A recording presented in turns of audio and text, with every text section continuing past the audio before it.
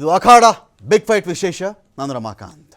ಶಿಕ್ಷಣ ಇದೆ, ದುಡಿಯೋ ಶಕ್ತಿ ಇದೆ, ಅವರ ಒಂದು ಕೆಲಸಕ್ಕೆ ಬೇಕಾಗಿರ್ತಕ್ಕಂಥ ಅರ್ಹತೆ ಕೂಡ ಇದೆ. ಆದರೆ ಸರ್ಕಾರ ನಮಗೆ ಜಾಬ್ಗೆ ಅಂತ ಕಾಲ್ ಫಾರ್ ಮಾಡದೇ ಇದ್ದರೆ ನಾವೇನು ಮಾಡಬೇಕು? ಕೋಚಿಂಗ್ ಸೆಂಟರ್ಗಳಲ್ಲಿ ಓದ್ತಾ ಇದ್ದೀವಿ, ನಾವು ಹಗಲು ರಾತ್ರಿ ಓದ್ತಾ ಇದ್ದೀವಿ. ಒಂದೊಂದು ದಿನ ಕಳೀತಾ ಇದ್ದರೂ ಕೂಡ ಸಾವಿರಾರು ಜನ ಏಜ್ ಬಾರ್ ಆಗಿ ಹೋಗ್ತಾ ಇದ್ದಾರೆ. ಅವರು ಉದ್ಯೋಗಕ್ಕೆ ಬೇಕಾಗಿರ್ತಕ್ಕಂತಹ ವಯೋಮಿತಿ ಅರ್ಹತೆಯನ್ನೇ ಕಳ್ಕೊಳ್ತಾ ಇದ್ದಾರೆ. ಇಂಥ ಟೈಮಲ್ಲಿ ನಾವೇನು ಮಾಡಬೇಕು? ಕಳೆದ 2.5 ವರ್ಷಗಳಿಂದ ಈ ಸರ್ಕಾರ ಜಾಬನ್ನು ಕರೆದಿಲ್ಲ. ಇದಕ್ಕಿಂತ ಹಿಂದೆ ಇದ್ದಂತಹ BJP ಸರ್ಕಾರ ಜಾಬ್ಗೆ ಕರಿತಾ ಇದ್ರು. ಪ್ರತಿ ಜಾಬ್ ಕರೆದಾಗಲೂ ಅದರಲ್ಲಿ ಮೋಸ, ಅವ್ಯವಹಾರ, ರಾಜಕೀಯ, ಲಂಚ, ಎಕ್ಸಾಮಿನೇಷನ್ನಲ್ಲಿ ಅಕ್ರಮಗಳು. ಹೆಚ್ಚು ಕಡಿಮೆ ಈ 5 ವರ್ಷ, ಇದೊಂದು 2.5 ವರ್ಷ, ಇಲ್ಲಿ ಒಂದು 7.5 ವರ್ಷಗಳೊಂದು ಹಾಳಾಗಿದೆ. ಅಟ್ ದ ಸೇಮ್ ಟೈಮ್ ಕೇಂದ್ರದಲ್ಲಿ 9.25 ಲಕ್ಷ ಹುದ್ದೆಗಳು ಖಾಲಿ ಇವೆ. ಅವರು ರಿಕ್ರೂಟ್ ಮಾಡ್ಕೊಳ್ತಾ ಇಲ್ಲ BJP ಸರ್ಕಾರ ಕೇಂದ್ರದಲ್ಲಿ. ಈ ಕಡೆ ರಾಜ್ಯದಲ್ಲಿ ಅಂತ ಬಂದಾಗ 2,82,000 ಹುದ್ದೆಗಳಿವೆ. ಇವರು ರಿಕ್ರೂಟ್ಮೆಂಟ್ ಮಾಡ್ಕೊಳ್ತಾ ಇಲ್ಲ ನಮ್ಮನ್ನು. ನಾವು ಎಲ್ಲಿಗೆ ಹೋಗಬೇಕು? ಒಬ್ಬೊಬ್ಬರ ಗೋಳಲ್ಲ ಇದು, ಒಬ್ಬೊಬ್ಬರ ಕಥೆ ಅಲ್ಲ.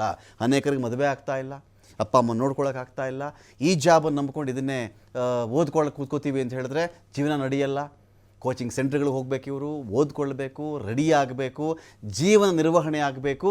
ಇದರ ಆಧಾರದ ಮೇಲೆ ನಾವು ಕೆಲಸ ಕೇಳಿದ್ರೆ ರಿಕ್ರೂಟ್ಮೆಂಟೇ ಮಾಡದಿದ್ರೆ ನಾವೇನು ಮಾಡಬೇಕು? ಇದೇ ವಿಚಾರಗಳು ಇಟ್ಕೊಂಡು ಧಾರವಾಡದಲ್ಲಿ ದೊಡ್ಡ ಮಟ್ಟದ ಪ್ರತಿಭಟನೆ ಆಯಿತು.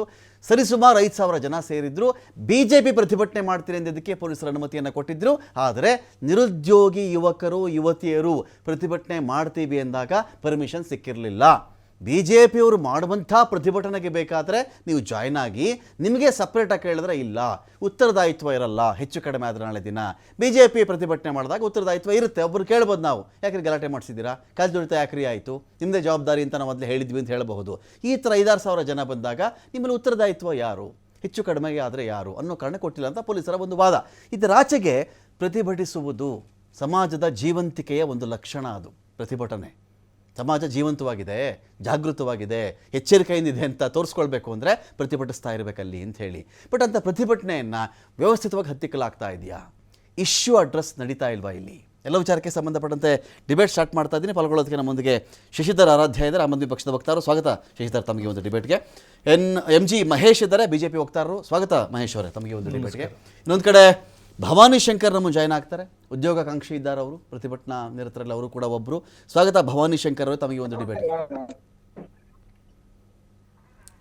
ಸುಧೀಂದ್ರ ಮಾಗಡಿ ಅವರಿದ್ದಾರೆ, ಕಾಂಗ್ರೆಸ್ನ ವಕ್ತಾರರು. ಸ್ವಾಗತ ಸುಧೀಂದ್ರ ಮಾಗಡಿ ಅವರೇ ತಮಗೆ ಒಂದು ಡಿಬೇಟ್ಗೆ. ಸುಧೀಂದ್ರ ಮಾಗಡಿ ಅವರೇ, ಸರ್ಕಾರದ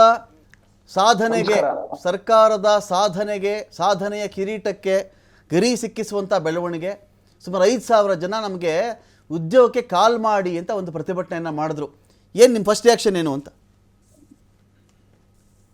ನೋಡಿ, ಇದನ್ನ ಸುಮ್ನೆ ಒಂದು ರಿಯಾಕ್ಷನ್ ಅಂತ ಕೊಡ್ಲಿಕ್ಕೆ ಬರಲ್ಲ. ನಾನು ಒಂದು ಸ್ವಲ್ಪ ವಿಸ್ತಾರವಾಗಿ ನನಗೊಂದು 2 ನಿಮಿಷದಿಂದ 3 ನಿಮಿಷಗಳ ಕಾಲಾವಕಾಶ ಕೊಡಿ.